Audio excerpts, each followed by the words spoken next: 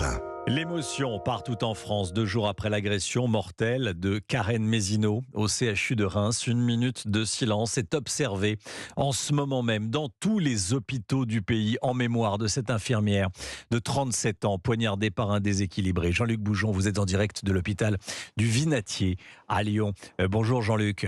Bonjour. Le moment de recueillement vient tout juste de s'achever.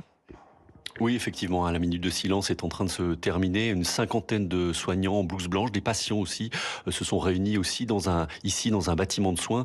Et cela s'est répété dans tous les services. Pas de lieu unique ici à l'hôpital du Vinatier, mais plusieurs rassemblements, une vingtaine au total, avec à chaque fois beaucoup d'émotions, comme chez Florence, infirmière. On est tous concernés. Je trouve ça vraiment triste parce qu'elle a une vie de famille. Donc ouais, c'est choquant. Moi, je la connais pas, mais je me dis ça pourrait être moi, ça pourrait être une de mes collègues de service. On est tous concernés. Alors, ce qui domine chez les soignants, c'est un état de choc, de sidération. Comment a-t-on pu en arriver là à l'hôpital public ? Questionne Frédérique Delchiron, préparatrice en radiologie et syndiquée à la CGT.